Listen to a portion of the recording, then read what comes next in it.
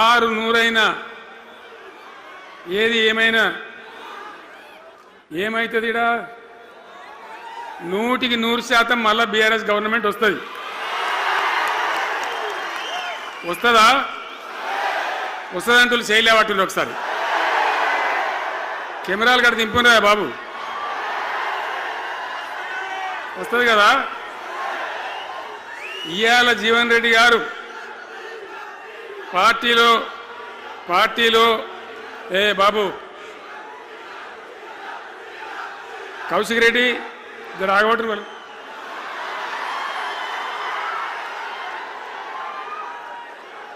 పార్టీలో పనిచేసి పార్టీ కోసం సేవ చేయడమే కాదు, రేపు భవిష్యత్తులో బీఆర్ఎస్ గవర్నమెంట్ ఏర్పడిన తర్వాత కూడా బ్రహ్మాండమైన పదవిలో ఆయన అద్భుతమైన సేవలు మీ జిల్లా మొత్తానికి అందించబోతాడు. తెలంగాణ రాష్ట్రానికే ఆయన సేవలు అందించబోతాడు. ఇది నా మాట, కేసీఆర్ మాట అని నేను జగిత్యాల గడ్డ మీద చెప్తా ఉన్నా. నేను ఎక్కడైనా మాట ఇచ్చినా తప్పలే. కాబట్టి జీవన్ రెడ్డి గారిని మీరు జగిత్యాల మందం మీరు యుద్ధం చేయాలి. యుద్ధం చేసేదానికి ఆయన ముఖాబిలా మనిషే లేడీడా, మీరు సరిపోతారు. ఆయన నాకు అప్పచెప్పాల బయట పనిచేయడానికి. కరెక్టే కదా? అట్లే చేద్దామా? అట్లే ముందుకోదామా? జగిత్యాల యుద్ధం మీ వంతు, తెలంగాణ యుద్ధం మా వంతు. ఓకే కదా?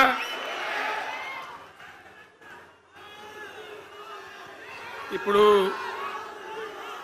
ఏమైతుంది? ఏం కావాలి?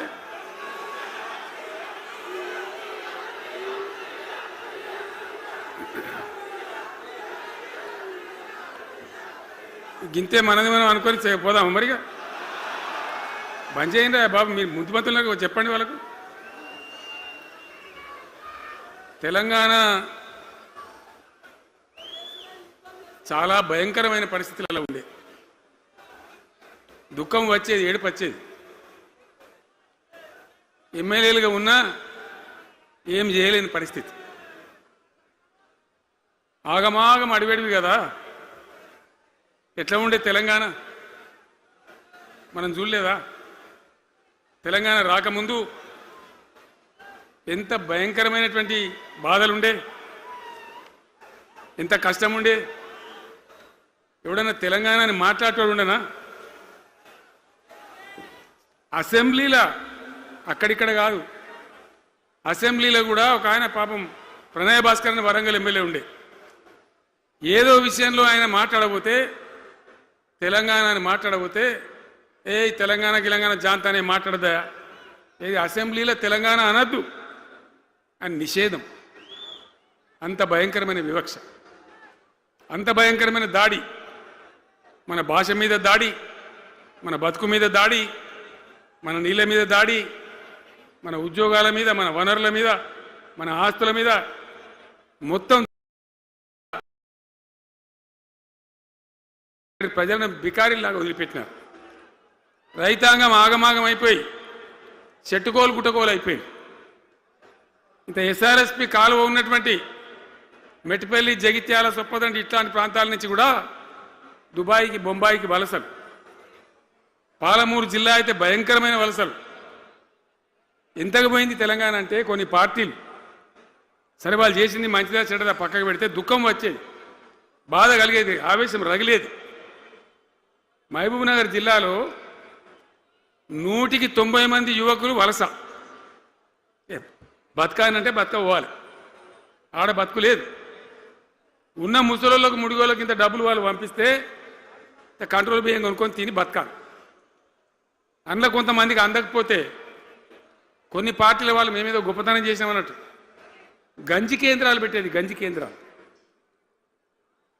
గుండెలు రగిలి, నా తెలంగాణ గంజి కేంద్రాలు అంటే ఎవడో గంజి పోతే బతకాలన్నట్టు అంత అధ్వాన స్థితికి తెలంగాణ దిగజార్చిండ్రు. అది కాంగ్రెస్ ప్రభుత్వం కావచ్చు, టీడీపీ ప్రభుత్వం కావచ్చు.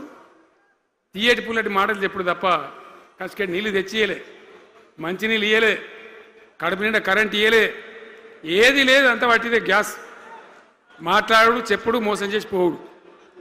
మనం గొర్రెల్లాగా మన దగ్గర అడిగే నాయకులు లేడు, నిలదీసేవాళ్ళు లేడు, అందరు కట్టుబానిసలు అయిపోయారు.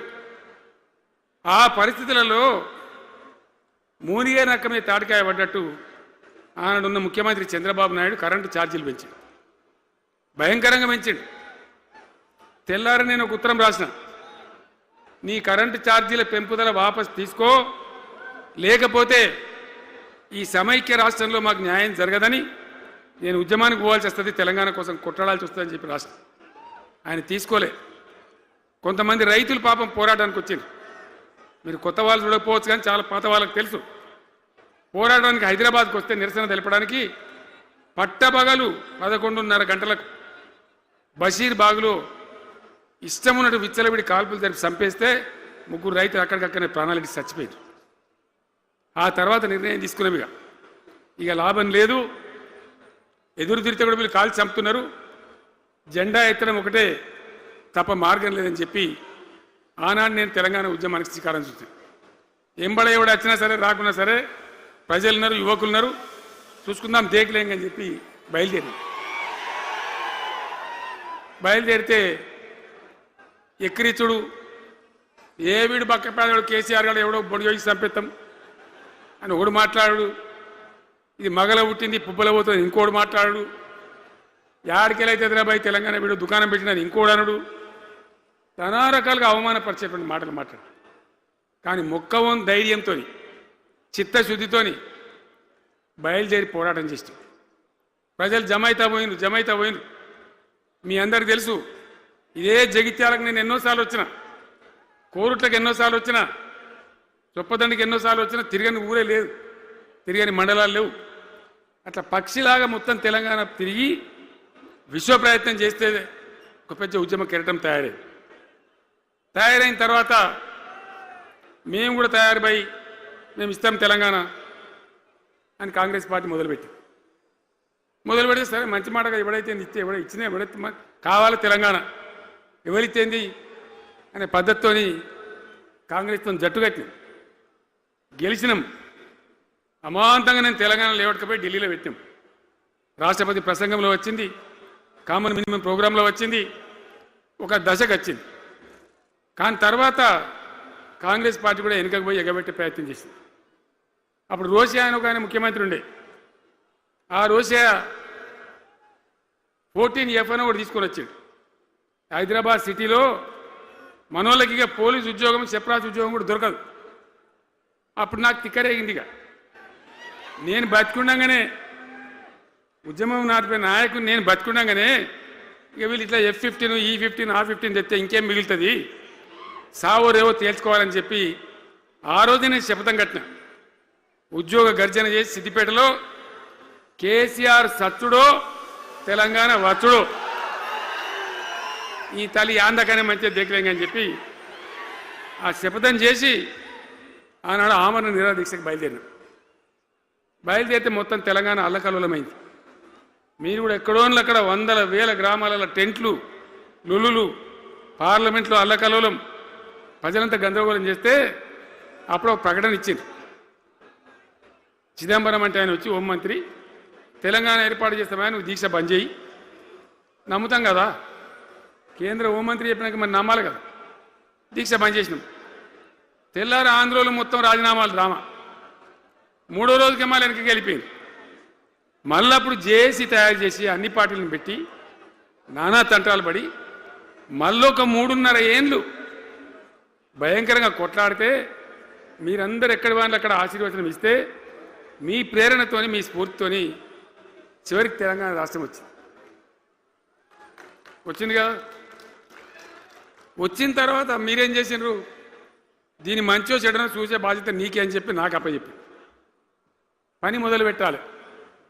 ఎట్లా కొత్త కుండలో ఈగదు వచ్చినట్టు, దీని ఆర్థికం తెలియదు, కథ తెలియదు, చాలా చాలా కష్టమైనటువంటి క్లిష్టమైన పరిస్థితి, అంత అలకటి పని కాదు. ఏం చేయాలా,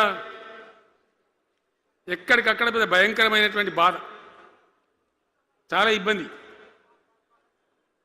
ఇదే జిల్లాల చాటిపల్లి ఉంటుంది, చొప్పదండి మండలంలో జిఆర్ రెడ్డి గారు అని చెప్పి పెద్ద ఆర్థిక శాస్త్రవేత్త. ఆయన బీహార్లో పనిచేస్తూ ఉండే. నేనే స్వయంగా జిఆర్ రెడ్డి గారికి ఫోన్ చేసి, అన్న మన సొంత రాష్ట్రం వచ్చింది, మనం బాగు చేసుకోవాలి, మీరు రావాలి అని పిలిపించుకొని అట్లాంటి వాళ్ళందరినీ సమూహపరచుకొని ఒక ఎజెండా వేసుకొని బయలుదేరి. అంతకుముందు సమైక్య రాష్ట్రంలో మొత్తం తెలంగాణ చెరువులు నాశనం చేసింది. కాకతీయ రాజులు తవ్వించిన చెరువులు ఉండే మనకు బ్రహ్మాండంగా ఒక 75-80 వేల చెరువులు ఉండే. ఆంధ్ర పాలకుల సమైక్య పాలనలో మొత్తం నాశనం పట్టేసారు, కబ్జాలు పెట్టిండ్రు, నాశనం పట్టిండ్రు. చివరికి 40-44 వేల చెరువులు ఉండే. ఎక్కడ మొదలు పెట్టాలి, ఎవరి పేరు పెడితే బరకత అవుతుంది అని ఆలోచించి ఏ కాకతీయ రాజులైతే మనకు అన్నం పెట్టినరో వాళ్ళ పేరుతో ఇది బాగా చేయాలని చెప్పి మన మొట్టమొదటి కార్యక్రమం మిషన్ కాకతీయ. ఎందుకు మిషన్ కాకతీయ? ఆ చెరువుల దరిద్రం వదిలిస్తే, వాటిని బందోబస్తు చేస్తే, వాటిలో నీటి నిల్వ సామర్థ్యం పెరిగితే గ్రౌండ్ వాటర్ పెరుగుతుంది, బోర్లు బాగా నీళ్ళు వస్తాయి. కాబట్టి అక్కడి నుంచి ప్రారంభించి చేసినాం. అది కూడా తెలంగాణ ప్రజలు, రైతులు ఒక ఉద్యమంలాగానే చేశారు. మట్టి తీసుకొని పోండి, సారవంతంగా ఉంటుంది, మీ పొలాలలో పోసుకోమంటే లక్షల ట్రాక్టర్ల మట్టి తీసుకొని పోయింది తెలంగాణ రైతాంగం. అన్ని గ్రామాలలో ఒక విప్లవం లాగా ఆ మట్టి తీసుకొని పోయి వాళ్ళ భూములలో పోసుకొని కూడా బ్రహ్మాండంగా చేసింది. అక్కడి నుంచి మొదలుపెట్టినటువంటి ప్రస్థానం 10 ఏళ్లలో ఎన్ని చేసినామో మీరు చూసారు. బట్టి మాటలు మాట్లాడు, గప్కాలు కొట్టుడు కాకుండా నేను ఒక్కటే మాట మిమ్మల్ని అడుగుతున్నా, మీరందరూ కూడా చూసారు. శాసనసభలో నిలబడి ఈ రాష్ట్ర చరిత్రలో ఎవడన్నా ఒక ముఖ్యమంత్రి ఈ 5 ఏళ్లలో మిషన్ భగీరథ కంప్లీట్ చేసి ప్రతి ఇంటికి నల్లా పెట్టి మంచినీళ్ళు ఇవ్వకపోతే మల్ల తేపకు నేను నిలవడం, ఓట్లు అడగం అని చెప్పిన ముఖ్యమంత్రి ఎవరన్నా చూసినామా? నేను చెప్పిన మాట అసెంబ్లీలో నిలబడి చెప్పి ఆ 5 ఏళ్లలో మిషన్ భగీరథ నీళ్లు తెచ్చి 100% కులం మతం సంబంధం లేకుండా తండాలు మారుమూల పల్లెలకు కూడా ప్రతి గ్రామానికి ట్యాప్ పెట్టి, ప్రతి ఇంట ట్యాప్ పెట్టి మంచి స్వచ్ఛమైనటువంటి నీళ్ళు తెచ్చిచ్చింది. 5 ఏళ్ళు నడిచింది, నడవలే? మిషన్ భగీరథ నీళ్ళు పుష్కలంగా రాలే? ఏమైనా రాలేదా?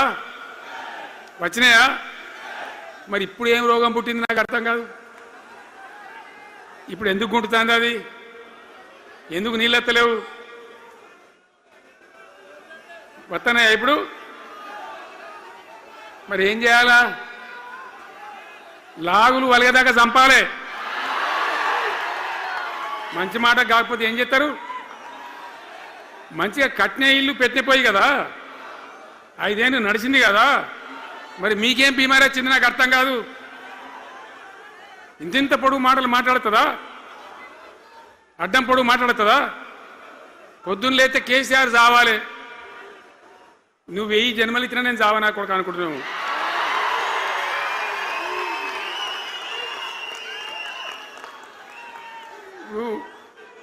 ఉట్టి మీద దాచిపెట్టింది.